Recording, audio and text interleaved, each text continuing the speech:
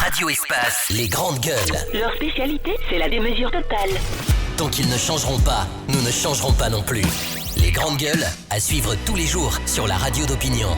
Radio Espace. Nouveau bloc politique de l'opposition guinéenne. Oui, tout porte à le croire. Les réflexions semblent avoir commencé dans ce sens. Une réunion qui a mobilisé plusieurs leaders de partis d'opposition vient de se tenir donc à cet effet à Conakry. De quoi a-t-il été question au cours de cette réunion? Qu'est-ce qui est en préparation? Nous essayons de comprendre ce matin à travers le porte-parole de PEDN, responsable de communication évidemment, Fabien Bruno, que nous allons joindre dans cette émission. C'est toujours l'indignation au sein de l'opinion publique guinéenne suite aux déclarations jugées graves de l'ambassadeur de Russie en Guinée. C'est également la réprobation donc au sein de la classe politique guinéenne. Au cours d'une récente réunion, la frange de l'opposition réunie autour de la cellule d'Alain Diallo a condamné avec la dernière énergie cette sortie du diplomate russe avant d'annoncer qu'elle demandera des explications à Kremlin. Et qu'en pense justement le parti panafricain de Guinée, PAG? Nous allons joindre son président ce matin, M. Mansour Kaba, qui nous allons joindre du côté de Paris. Et cette question, qu'en est-il du dégel du salaire des enseignants ayant observé le mot d'ordre de grève du SLEG moins d'une semaine après la signature du protocole d'accord avec le gouvernement? L'impatience et le doute, il le dit Titi, commencent à gagner les esprits dans les rangs de ces enseignants. Y a-t-il eu un quelconque blocage à ce sujet? Monsieur Oumar Tounkara, direct Grande Gueule, secrétaire général adjoint du SLEG, vous allez l'entendre ce matin chez les Grandes Gueules. Allez, quelques réactions des auditeurs. Le temps pour notre réalisateur évidemment de joindre Fodé Sani Kani Kouyaté de la Blogui. Nous allons lire quelques messages avec les auditeurs. Beaucoup de réactions ce matin avec quelques auditeurs évidemment sur la page Twitter, sur le hashtag Espace GG avec entre autres qui réagit, qui nous envoie ce message. Le temps que ça s'ouvre, mon cher Mahmoudou Condé. Voilà, on va y aller avec ce message. Bonjour les grandes gueules. C'est Alpha Oumar Bari qui nous écrit: tout président, que ce soit de la République ou d'une institution, a le droit de promettre, mais des promesses qu'il sait lui-même pourra les exécuter. Des promesses à l'encontre, pièce où on n'en veut pas. C'est un auditeur évidemment qui nous envoie ce message sur le hashtag Espace GG. Toujours, voilà, avec tout autre, Salih Bilalusso, à travers le projet l'AID, Ablogui a répertorié, il le dit, des promesses issues du programme de société de 2015, de la déclaration de politique du général du PM, 358 promesses du FAMA et 18 pour le PM. Toutes les promesses réalisées ou pas sont évidemment disponibles, donc il donne le lien. Merci beaucoup. Sinon on a Alcine Fadiga qui nous écoute du côté de l'Angleterre, qui réagit. Heureusement que hashtag, qu'est-ce qu'il dit? Voilà, se démerde comme un petit diable pour permettre aux étudiants d'avoir s'inséré. Voilà, Tamba, félicitations. Merci beaucoup. On reste avec cet autre Alcine Fadiga toujours. Moi je pense qu'on a énormément fait promettre le président jusqu'à le passer de papa promesse. Aboubakar Diallo, hashtag Espace GG. On a Amakoranti aussi, Amadou Touré qui réagit. Ce matin, refait les usines de promesses présidentielles. Le talent d'Achille du régime Condé en Guinée, inadéquation donc entre volonté politique et incapacité des départements concernés à réaliser les promesses. C'est Amadou Touré qui réagit ce matin. On va rester avec toujours ces auditeurs très nombreux à réagir avec Fodé Baldé du côté de l'UFR. Oui, qui réagit ce matin. Bonjour les GG. Les promesses non tenues désacralisent, il le dit, la fonction du chef de l'État. Dans les sociétés d'oralité comme la nôtre, la parole est sacrée et surtout lorsqu'elle provient de la plus haute autorité du pays. Le manque de crédibilité est criard. On se moque de nous-mêmes. À quoi sert de tenir les promesses successives sans suite? Il pose cette question ce matin, si ce n'est que dégager une mauvaise image de notre pays au-delà des frontières. Pour ironiser, je fais promesse à un ami en inbox et ce dernier m'a interpellé qu'il espère que le virus promesse condéiste ne m'a pas atteint. Voilà, c'est notre ministre de l'Industrie, ministre d'État, Monsieur Thibaut Camara, bonjour. Bonjour. Bienvenue sur Radio Espace et dans les GG. Merci de répondre à nos questions, Monsieur le ministre de l'Industrie. Alors, beaucoup de promesses du président Alpha Condé, notamment dans le secteur de l'industrie. Usine de ceci, usine de cela. Nous parlons ce matin du cas de l'usine de montage de tracteurs et de bus annoncée à Sanoya Industrie, donc projet porté par un investisseur sénégalais. Qu'en est-il de la réalisation de ce projet Et à quoi est dû donc le blocage? Parce que des travaux ont été confiés à des entreprises, mais tout semble indiquer que ça n'avance pas et les choses donc traînent. D'abord, il n'y a pas de blocage. Et l'entrepreneur sénégalais auquel vous faites allusion, il s'agit de M. Abdraman Ndiaye. Pour ceux qui vont souvent à Dakar comme vous devez savoir que M. Abdraman Ndiaye fait partie des premiers employeurs après l'État du Sénégal. Au Sénégal, il a beaucoup d'affaires, aussi bien en Mauritanie, au Sénégal, en Côte d'Ivoire, au Mali et partout ailleurs. Donc il s'agit d'un homme sérieux qui a une réputation dans les affaires, qui n'est pas établi. Vous pouvez mener vos enquêtes pour vous rendre compte de la fiabilité de ce que je viens de vous dire. Mais Moussa Moïse a donné en partie l'explication liée à ce qui pourrait être considéré comme un retard par vous, mais qui en réalité fait partie de la phase normale de l'évolution d'un projet, parce qu'il y a un montage à faire, parce que ce projet n'est pas seulement l'affaire de M. Abdraman Ndiaye. Il travaille avec le secteur bancaire, parce que c'est une expérience qu'il a déjà faite au Sénégal et qui marche parfaitement bien, qu'il veut reproduire dans notre pays. Donc il y a beaucoup d'intervenants dans le projet, de manière à en assurer la continuité dans le temps, parce que vous venez de le dire, avec le Gouna, une usine a été faite, mais aujourd'hui, quel est le sort de l'usine? Parce que justement, il y a eu un certain nombre de facteurs qui n'ont pas été pris en compte, notamment les débouchés, notamment les opportunités de marché. Et donc, ce sont ces précautions que l'entrepreneur est en train de prendre en amont pour que non seulement l'usine soit réalisée, mais lorsqu'elle commence à fonctionner, qu'elle ne s'arrête plus.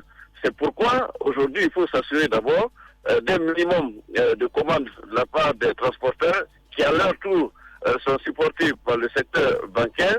Et il y a aussi des conventions à finaliser avec l'État qui sont en cours dans le cadre du Code des investissements et de l'incitation de l'investissement privé. Bien, pour vous entendre ce matin, c'est comme s'il n'y a pas eu d'étude de faisabilité en amont. Non, il y a eu l'étude de faisabilité. C'est ce qui, comme je vous dis, n'est pas sa première expérience. Ce qu'il veut faire en Guinée, il l'a déjà fait au Sénégal depuis un certain nombre d'années. Oui, ça c'est un cas, on va pas... Vous rendre compte que ça marche. Je comprends tout ça, monsieur le ministre. J'ai toujours dit que j'aime pas le débat de personnes dans cette émission. Ce qu'on a envie de comprendre, vous êtes très proche du président. Comment c'est possible ces erreurs, si on peut se permettre de dire ainsi, qu'on fasse mentir au président, tout le monde le sait, il y a des sorties incroyables. Si vous voulez que j'aille jusqu'au bout, ça vous aidera à mieux comprendre la question. Après, si vous voulez, vous pouvez poser une question d'autre plus générale. Mais vous m'avez appelé sur une question précise, oui. Qui est celle de l'usine de montage. Justement, il n'y a pas que cette usine, monsieur le ministre. Il n'y a pas que cette usine, Tibou Camara. Il n'y a pas que cette usine. Beaucoup de promesses ont été faites. Malheureusement, quand on regarde aujourd'hui, il y a des statistiques quand même avec Ablogui. Comment est-ce possible aujourd'hui, Tibou Camara, vous qui êtes un fin connaisseur de la politique guinéenne? Je ne peux pas répondre à la question qui concerne les engagements du président liés à un certain nombre de choses. Mais je voudrais d'abord, si vous permettez, pour vos auditeurs, parce que vous avez évoqué ce sujet depuis ce matin, faire un éclairage sur ce sujet spécifique et après, je suis ouvert comme d'habitude à répondre à l'ensemble des questions. Donc, cet entrepreneur sénégalais, encore, qui est un homme de bonne réputation dans les affaires, qui a fait ses preuves ailleurs, et comme je l'ai dit, l'expérience qu'il veut faire en Guinée n'est pas inédite, il l'a faite et réussi au Sénégal, et aujourd'hui, le projet suit son cours normal. Et vous verrez qu'il verra le jour. Même ce week-end, le chef de l'État lui-même l'a appelé pour faire le point avec lui et nous a instruit dans le courant de cette semaine d'aller sur le site pour voir l'état d'avancement parce que l'entrepreneur lui-même s'est engagé, il m'a appelé pour dire qu'il vient dans le courant de la semaine pour justement voir les différentes évolutions. Mais en fait, il travaille aussi bien avec la partie guinéenne qu'avec ses partenaires indiens. Qui aussi, vous savez, dans le domaine des tracteurs et des bus, n'ont pas de réputation à établir. Donc moi, je pense que Moussa Moïse, comme je l'ai dit, a donné une partie de l'explication. Et aujourd'hui, nous voulons des usines dans le pays, mais des usines dans la continuité et dans le temps. Maintenant, s'agissant des engagements que le président prend, comme vous le savez, ce ne sont certainement pas des engagements par hasard. Il le fait en tenant compte de ce qui est prévu de faire pour l'État. Et également, à partir des engagements que des investisseurs prennent en venant dans notre pays explorer les opportunités d'investissement, mais vous le savez, on est à une époque où il est évident que tous ceux qui se proclament investisseurs ne le sont pas nécessairement, ou ceux qui prennent des engagements, soit ne le respectent pas à temps, ou ne le respectent pas du tout. Et évidemment, cela peut jouer sur la crédibilité de ceux qui croient à ce qu'ils disent, et aussi peut interroger l'opinion sur la fiabilité des engagements. Mais en tout état de cause, là où vous avez raison, c'est qu'il faut que nous fassions, en tant que gouvernement, le point sur l'ensemble des engagements du chef de l'État, des promesses, secteur, pour voir là où nous en sommes, et aussi ce qu'il y a lieu de faire pour que justement tous les engagements du chef de l'État qui engagent sa réputation et son image publique soient respectés par ceux qui sont concernés par ces engagements. C'est ce que nous ferons au niveau du ministère de l'Industrie. Bien, vous êtes ministre de l'Industrie en même temps conseiller personnel du président Condé. Vous n'allez pas dire que tout est rose. Heureusement d'ailleurs, vous le sortez bien. Comment est-ce possible, Angélique? Vous avez dit en 2019, il y a cette possibilité quand même de faire le contrôle, de voir, vous parlez des investisseurs, entre autres, quelle est la crédibilité? Pourquoi il y a ce bug, Tibou Camara? On sait bien qu'il y a une guerre de leadership auprès du président Condé. Chacun se tape la poitrine à dire je suis le plus fort. Je sais que vous n'allez pas faire ce débat dans cette émission, mais comment expliquer ce bug aujourd'hui, Tibou Camara? Comment expliquer ce bug? C'est-à-dire que il dit des choses. Ce coup d'arrêt. Non, oui, on appelle ça bug. Oui, exactement. Voilà. Je l'explique un peu. C'est-à-dire qu'il fait des annonces, on fait faire des annonces au président de la République et derrière, il n'y a pas de suivi. Et certainement. Oui. Je vais vous dire que le chef de l'État, à partir des informations que les cadres lui donnent, à partir de lui-même, de l'ambition qu'il porte pour le pays et des rencontres qu'il a avec différents partenaires auxquels beaucoup ne sont pas nécessairement présents, il leur accorde le bénéfice de la bonne foi et ne doute pas un seul instant de sa volonté personnelle à faire en sorte que les choses bougent. Maintenant, je vous dis, notre responsabilité en tant que gouvernement et collaborateur du chef de l'État, c'est d'être vigilant par rapport aux engagements, c'est d'être vigilant par rapport à tout ce qu'il s'est engagé à faire auprès de l'opinion pour faire en sorte que l'acte soit joint à la parole de manière non seulement à préserver la crédibilité de sa parole, mais aussi l'efficacité de l'action publique. Donc moi je suis pour qu'on fasse le point de l'ensemble des engagements secteur par secteur du chef de l'État et que l'on essaie de faire en sorte de faire le point pour savoir où on en est, mais il est évident que lorsque le président s'engage publiquement, il est du devoir de chacun d'entre nous, pour notre crédibilité propre et pour la réputation de l'État ainsi que l'image du chef de l'État, de faire en sorte que l'acte soit joué à la parole et que l'on ne se pose plus la question de la sincérité de ces engagements ou de la possibilité de le faire. Bien, forcément, avant de vous laisser partir, vous allez dire un mot tout de même sur l'engagement, la promesse du président de réaliser une usine de pommes de terre à Timbi-Madina. C'était quand même à l'occasion de la campagne présidentielle de 2015. Mais avant, je voudrais quand même vous ramener sur le cas de l'usine de montage de la réalisation sur le terrain de cette unité industrielle. Moi, j'ai envie de savoir comment vous expliquez le fait que dans le cadre de ce projet, on donne des contrats à des entreprises pour la construction d'un certain nombre d'équipements, d'infrastructures sur le site et que ces travaux donc soient totalement à l'arrêt. Et pendant ce temps, on doit revenir à la case départ pour réfléchir à comment donc faire écouler les bus et les tracteurs qui vont sortir donc de cette unité industrielle. Donc j'insiste là-dessus, c'est comme si il n'y a pas eu d'étude de faisabilité. C'est pourquoi le gouvernement a entrepris, depuis quelque temps, de demander à tous les ministres de communiquer, parce que le sentiment que vous avez que les engagements ne sont pas tenus procède de deux choses. Soit vous ne savez pas ce qui se fait, ou alors vous n'êtes pas suffisamment informé de ce qui se fait. Et je vous dis, moi je n'invente rien. Vous avez la possibilité, d'ailleurs à notre époque, il est difficile de mentir et d'inventer. Allez sur n'importe quel site, vous tapez, vous verrez qui est Abdraman Ndiaye. Ce n'est pas un ami en tant que tel, mais je vous dis, il faut respecter chacun dans son parcours et dans son histoire. Ce n'est pas quelqu'un qui s'initie aux affaires en Guinée. Et je vous dis, après l'État du Sénégal, et cela aussi est vérifiable, c'est l'un des plus grands employeurs au Sénégal, où il n'a pas seulement ses affaires, il est dans le domaine des banques, beaucoup d'autres activités. Donc moi je dis, a priori, à partir de ce qu'il a eu à réaliser ailleurs, parce qu'il faut juger sur pièce, c'est un homme de bonne réputation.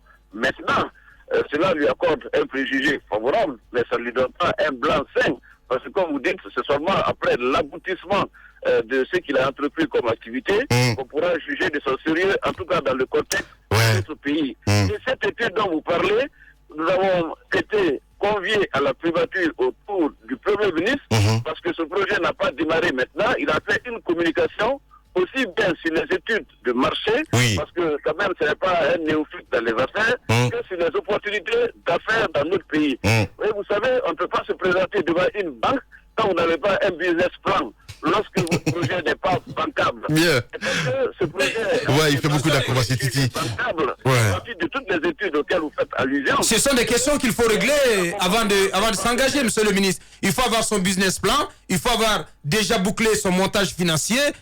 Nous savons de quoi vous voulez parler. Il faut d'abord s'assurer que vous avez bouclé le financement en termes donc de montage et que vous avez l'assurance de l'accompagnement de telle ou telle banque sur le projet avant de prendre un engagement au niveau le plus élevé. Oui, parce que le président de la République avait tout de même annoncé qu'on verrait les premiers bus et les premiers tracteurs à l'occasion, si je m'abuse, du 2 octobre dernier. Et c'est à la suite de cela, parce que cette promesse n'a pas été tenue, que le président s'est empressé d'aller sur le site de Sanoya. Ce n'est pas parce qu'il y a une échéance qui a été annoncée et énoncée et qui n'aurait pas été tenue que ça veut dire que le projet ne marche pas ou qu'il ne verra jamais le jour. Faisons la part des choses. C'est parce que justement il y a beaucoup de précautions liées au montage technique et financier d'un projet qu'il y a eu quelques lenteurs dans le processus. Parce que c'est un processus minutieux dans lequel l'investisseur prend un minimum de précautions avant de se lancer dans l'investissement. La phase préliminaire est achevée, je peux vous le dire aujourd'hui. Maintenant, comme je vous dis, le montage tel qu'il a été fait, c'est entre l'État, le partenaire et le système financier. Et il y a un certain nombre d'actes à accomplir dans le cadre des conventions qui ont été conclues entre les différentes parties. Bien. Mais ce qui est intéressant à dire, c'est que tout ce qui concerne l'État a été fait, comme vous l'avez indiqué dans le courant de l'émission. Et je vous ai dit, le week-end dernier, il y a de cela donc moins de 112 heures, le chef de l'État a interpellé l'entrepreneur, parce que vous savez, il a la réputation d'être un homme pressé, pour lui demander d'aller plus vite que maintenant. Et moi-même, j'ai été instruit par le président dans le courant de cette semaine de lui faire un point détail de la situation avant que l'investisseur n'arrive dans le courant de cette semaine pour justement voir comment booster davantage les choses. Mais ce n'est pas à l'arrêt, ce n'est pas bloqué et vous verrez pour une fois que votre doute n'aura pas été justifié parce qu'il y a quand même des hommes sérieux dans ce pays et qui ne peuvent pas s'engager sur ce qu'ils ne peuvent pas faire. Et je vous le dis, c'est au ministre, aux collaborateurs du chef d'État de démentir l'information que les engagements qu'il prend ne sont pas respectés. Et la crédibilité du gouvernement également en dépend. Moi, ce que je peux vous assurer, de toutes les façons, un chef d'État oriente, impulse et coordonne des activités au sein d'un gouvernement. Donc, le chef d'État, lorsqu'il s'avance sur un dossier, ça veut dire qu'il en a eu les détails à travers ses collaborateurs ou ses partenaires. Donc, il ne faut pas lui jeter la pierre avant d'entrer dans le détail. Et de toute façon, Mme Mariam Sodipa concernant l'usine de pommes de terre, ainsi que les autres ministres vont passer devant vous. Et ce sera l'occasion de poser des questions parce que moi, je vais vous dire, dans le secteur de l'agriculture, il y a un certain nombre d'initiatives qui ont été prises et d'unités même qui ont déjà été importées et qui vont être mises en place bientôt. Je le sais parce que je le suis, parce que l'industrie est un ministère très voisin, pour ne pas dire contigu au ministère de l'Agriculture, parce que qui parle de production parle de transformation. Vous verrez dans les prochains jours que dans certains cas, peut-être vous avez raison parce qu'il y a du retard, mais dans beaucoup de cas, vous vous trompez parce que vous n'avez pas la bonne information concernant l'évolution d'un certain nombre de choses au niveau du gouvernement et de l'État. Bien, Thibou Camara, en direct ce matin. En direction des médias dont nous ne doutons pas de leur bonne foi, et nous saluons l'esprit critique, mais c'est à nous de vous donner la matière, c'est à nous de vous donner l'information pour que vous soyez à un niveau qui vous permette d'avoir un jugement plus pertinent et plus proche de la réalité. Ouais, même s'ils ne sont pas convaincus ce matin. Radio Espace, les grandes gueules. Leur spécialité, c'est la démesure totale. Tant qu'ils ne changeront pas, nous ne changerons pas non plus. Les grandes gueules, à suivre tous les jours sur la radio d'opinion. Radio Espace. Viens dans 10 minutes. véritable success story de la radio Espace Guinée, les Grandes Gueules, détentrices des meilleurs scores radio en Guinée de la meilleure émission talk show, a donné le créneau horaire du départ au bureau et du retour à la maison, récoltant depuis des années consécutives le titre d'émission la plus écoutée en Guinée, toutes catégories confondues. Un grand total de plus de 5 millions d'auditeurs ont été fidèles au talk show Les GG, diffusé jour après jour sur toutes les stations du réseau Adafo Média de 9h à 10h30, un exploit qui restera longtemps dans les annales de la bande FM en Guinée.